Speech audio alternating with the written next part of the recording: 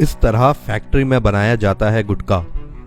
दोस्तों, आज हम आपको कुछ ऐसे फूड प्रोडक्शन इंडस्ट्रीज का सच बताएंगे जिसे देखकर आप जरूर दंग हो जाएंगे। ये वीडियो काफ़ी इंटरेस्टिंग होने वाला है, तो इसे अंत तक ज़रूर देखिएगा। नंबर 1 पर है गुटखा। दोस्तों, आप तो कहेंगे कि इसकी प्रोडक्शन तो आपने पिछले वीडियो में ही दिखाई, पर आज हम आपको उसके अंदर डलने वाली कुछ ऐसी सीक्रेट सामग्रियां बताएंगे जो शायद आपको कहीं पर भी पता नहीं चलेंगे। दोस्तों, पान मसाला या गुटखा बीटल लीफ, नीम सुपारी, लौंग, इलायची, मीट और तंबाकू के मिश्रण से बनाई जाती है। तो जो चीज इसमें डलती है और वो आपको बताई नहीं जाती, वो है कांच के पाउडर। तो चलिए जानते हैं इसका पूरा सच। सबसे पहले तो सुपारी के फलों को टहनियों से अलग किया जाता है। बाद में महिलाएं इसके अंदर की गीली सुपारी निकालती हैं। बाद में इन सुपारियों को जहरीले लाल रंग में उबाला जाता है ताकि इन्हें खाने पर आपका मुंह भी लाल हो जाए। जब इनमें कलर अच्छे से मिल जाता है तब इन्हें सुखाया जाता है। सुखाने के बाद इनके छोटे छोटे टुकड़े किए जाते हैं। बाद में उसमें कत्था, चूना और बाकी सारी सामग्रियां मिलाई जाती हैं और सबसे आखिरी में इसमें कांच की पाउडर मिलाई जाती है। इस पाउडर की वजह से जब कोई भी ये गुटखा खाता है तब उसके मुंह में छोटे छोटे खरोंच आ जाती हैं। जब गुटखे का निकोटीन उस जख्म पर लगता है तब झंझनाहट सी महसूस होती है और नशा चढ़ता है। पर सोचिए, यही कांच आपके पेट में भी जाता है और वो वहाँ कितनी जगह को जख्म पहुंचा सकता है। तो ये अब आपके ऊपर है कि इसके सेवन करना चाहिए या फिर नहीं। नंबर 2 पर है विस्की। दोस्तों, यदि आपको जैक डैनियल पता होगी तो शायद आपको ये भी पता होगा कि वो कितनी फेमस है।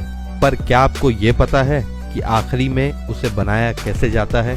तो चलिए जानते हैं इसके पीछे का सच। दोस्तों, इसे बनाने के लिए लगने वाली सबसे मेन इंग्रेडिएंट है कॉर्न, माल्टेड बार्ली और राई। हर हफ्ते 150 से भी ज्यादा ट्रक ये अनाज लेके फैक्ट्री में आते हैं। सबसे पहले मेल्टेड बार्ली को फर्मेंट किया जाता है, जिसके बाद बाकी के अनाज के साथ उसे मैश कुकर में डाल दिया जाता है, जहां पर उसे 4 से 5 दिनों के लिए फर्मेंट होने के लिए डाल दिया जाता है। जिसके बाद उसे डिस्टिलेशन प्रोसेस के लिए भेज दिया जाता है। वहां पर अल्कोहल भाप बन के दूसरे कंटेनर में जाके लिक्विड बन जाती है और उसके अंदर का पानी वही रहता है। अब ये अल्कोहल यानी विस्की को चारकोल यानी कोयले में डाला जाता है। इस कोयले के लिए भी खास तरह की लकड़ियों का इस्तेमाल किया जाता है। अब पाइप में से थोड़ी थोड़ी मात्रा में इस विस्की को कोयले में डाला जाता है, जिससे इसके अंदर की अशुद्धियां तो निकलती ही हैं, पर इसे अलग फ्लेवर भी मिलता है। अब इन्हें रखने के लिए लकड़ी के डिब्बे बनाए जाते हैं, जिन्हें बैरल कहते हैं। इसके लिए भी खास तरह की लकड़ियों का इस्तेमाल किया जाता है, जिन्हें मशीन के जरिए सही मात्रा में काटा जाता है।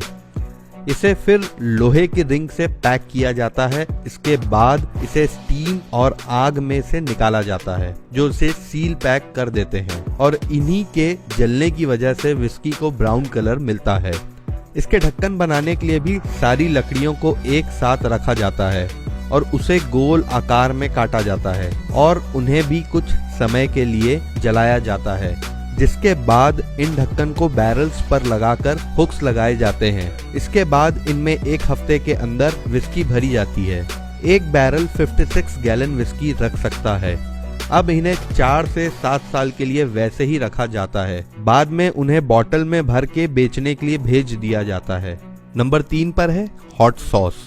इस हॉट सॉस को बनाने के लिए भी खास तरह की मिर्ची का इस्तेमाल किया जाता है और इनमें से भी सही मात्रा में पकी हुई मिर्ची को ही लिया जाता है। सारी मिर्च एक साथ एक जगह इकट्ठा करने के बाद उसमें थोड़ा नमक डालकर उसे ग्राइंड किया जाता है, जिसके बाद उसे बड़े बड़े कंटेनर्स में डाला जाता है। सोचिए दोस्तों, कैसा लगेगा कि आपके चारों तरफ बस तीखी मिर्ची का पेस्ट हो। शायद मैं तो ऐसी जगह कभी काम नहीं कर पाऊंगा। जिसके बाद उसे सील पैक करके उसके ऊपर नमक डाला जाता है, जिससे उसके अंदर हवा ना जा सके। जिसके बाद उन्हें 3 साल के लिए वेयर हाउस में स्टोर किया जाता है। जी हाँ, मिर्च को 3 साल स्टोर करना पड़ता है।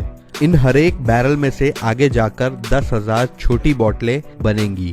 और 3 साल बाद ये मिर्ची कुछ इस तरह तब्दील हो जाएगी, जिसके बाद इन्हें दूसरे इंग्रेडिएंट्स के साथ मिक्स किया जाता है, जैसे कि विनेगर, जिसके बाद सॉस टेस्टिंग के लिए रेडी हो जाता है और टेस्टिंग के बाद फिर उन्हें बॉटल्स में भरा जाता है और ये फैक्ट्री एक दिन में कम से कम 7 लाख बॉटल में सॉस भर के उन्हें बाहर एक्सपोर्ट करती है।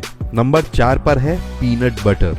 इस पीनट बटर को 1890 में एक अमेरिकी डॉक्टर द्वारा खोजा गया था। इसे बनाने के लिए जो सबसे मेन इंग्रेडिएंट लगता है वो है पीनट यानी मूंगफली। इसे बनाने के लिए सिर्फ खास तरह की प्रजाति वाली मूंगफली ही ली जाती है। इसके बाद इन्हें कन्वेयर बेल्ट पर डाला जाता है जो उन्हें 204 डिग्री तक रोस्ट करता है और इस कन्वेयर बेल्ट की मूवमेंट की वजह से ये मूंगफली हिलती रहती है, जिसकी वजह से ये सारे बाजू से अच्छे से रोस्ट हो जाती है।